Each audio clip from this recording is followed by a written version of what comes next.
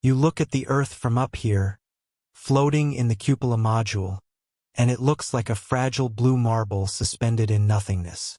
It's quiet. It's peaceful.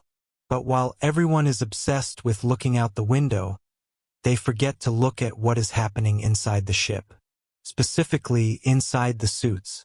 Most people think the hardest part of space exploration is the isolation or the radiation. It isn't. The strangest, most unnerving thing about leaving Earth isn't what happens to the rocket. It's what happens to the human architecture when you take away the one thing that has held it together for millions of years of evolution. Let me take you back to a specific moment. It is March 1st, 2016. Commander Scott Kelly is preparing to descend. He has spent 340 consecutive days aboard the International Space Station during the Year in Space mission. He floats through the Unity module one last time. He feels fine. He feels strong. But when he drifts over to his final medical evaluation before cramming himself into the Soyuz capsule, the tape measure tells a story that physics dictates but biology struggles to comprehend. Scott Kelly is no longer the same man who launched. Literally. He hasn't just aged, he has changed shape. He floats, exactly 2 inches taller than he was a year ago. This isn't a myth. This isn't a camera trick. When we leave the gravity well of Earth, we grow. Specifically, the human spine elongates. It sounds like a superpower, something out of a comic book where the hero transforms. But up here, it is a medical reality that sits right on the border between fascinating and terrifying. The data is absolute. On average, an astronaut will gain between 3 to 5 centimeters, roughly 3% of their total standing height, within just the first few days of reaching microgravity. If you are 6 feet tall on the launch pad in Florida, you could be 6'2" by the time you reach orbit. To understand why this happens, imagine your spine not as a bone, but as a heavily loaded spring. On Earth, from the moment you take your first steps as a toddler until the day you die, gravity is relentlessly pushing down on your head and shoulders. It is a constant compressive force. Your spine consists of 33 vertebrae, stacked like a column of coins. Between these bony coins are the intervertebral discs. Think of these discs as the shock absorbers of a car, or better yet, jelly donuts. They have a tough outer layer called the annulus fibrosus and a soft, gel-like center called the nucleus pulposus. On Earth, gravity squeezes these discs, pushes the water out of them throughout the day. That is actually a fun fact you can test at home. You are technically shorter when you go to bed at night than when you woke up in the morning, usually by about 1 centimeter, because gravity has compressed your spine all day.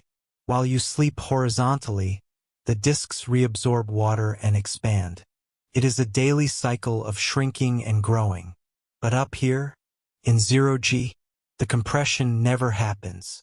The weight is lifted. The spring is released.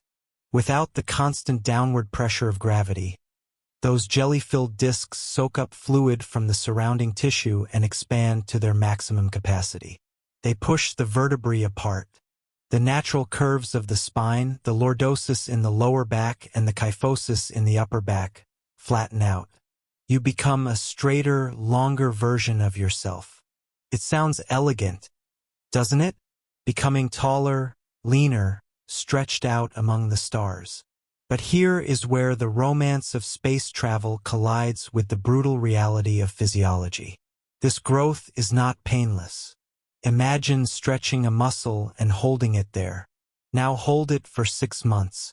The escalation of this phenomenon is where things get complicated. The expansion of the spine stretches the surrounding nerves, muscles, and ligaments. This leads to what we call space adaptation back pain. It is a dull, throbbing ache that sits in the lumbar region. During the Skylab 4 mission, which ran from November 1973 to February 1974, astronauts Gerald Carr, Edward Gibson, and William Pogue were the first to provide significant data on this. They complained of this nagging pain. They realized that when they were trying to sleep, their bodies naturally curled into the fetal position to relieve the tension on the stretched spine. They weren't just floating, they were hurting. But the pain is manageable. The real danger, the part that keeps mission planners awake at night, is the engineering. Spaceflight is a game of millimeters. Everything is custom built. When you launch in a Soyuz capsule or a Crew Dragon, you are strapped into a custom-molded seat liner that is formed perfectly to your body shape to protect you from the violent G-forces of launch and re-entry.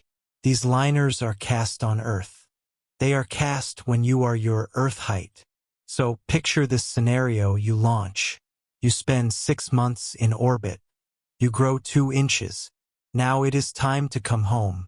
You have to get back into that seat liner. But you no longer fit. Your shoulders are too high. Your head is pressing against the top of the helmet encasement.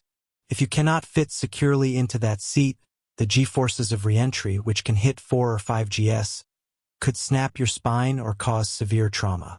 This became a genuine concern during the early days of the shuttle program and the prolonged stays on the Mir station. We actually have protocols for this. Astronauts sometimes have to perform compression exercises before re-entry, literally trying to squeeze themselves back down to size by simulating gravity with bungee cords or resistance devices, trying to force the fluid out of their spine just enough to fit safely into the escape vehicle. It is a frantic race against your own biology to shrink yourself back to human standard.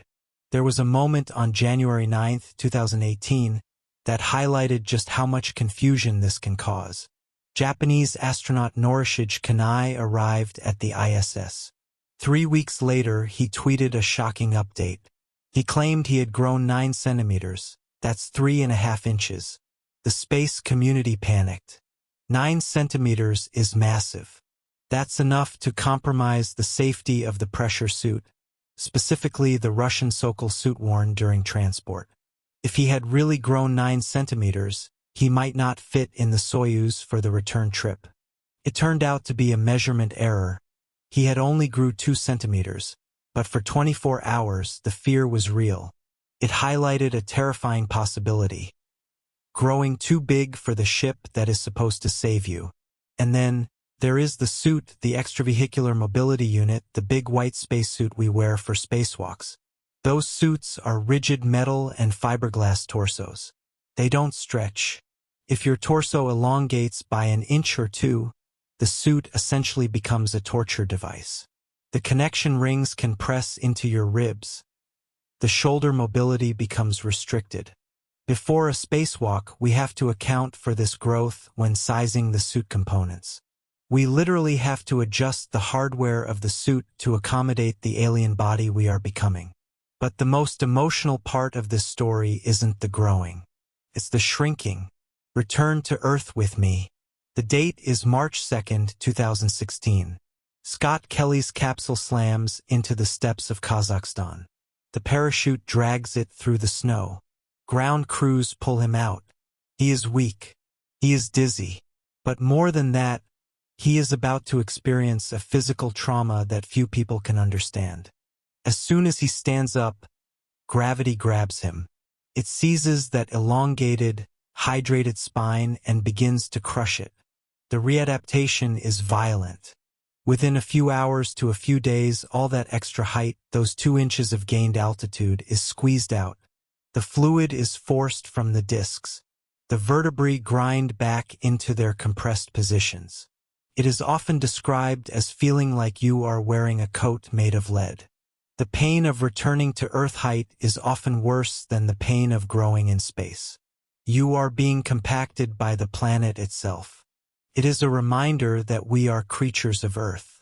We can leave, we can float, we can stretch out and adapt to the void, but we cannot escape the blueprint of our making. The planet always reclaims its own. We borrow that height for a few months, feeling like giants, only to be returned to our original dimensions the moment we touch the dirt.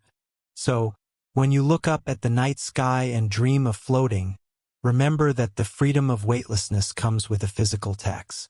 We trade gravity for height and then we pay it back in pain. It makes you wonder what else changes in the body that we haven't even measured yet. If the spine can stretch 2 inches just by leaving the ground, what is happening to the heart? To the brain? To the very DNA in our cells? We are still learning. Every mission is a data point. Every astronaut is an experiment.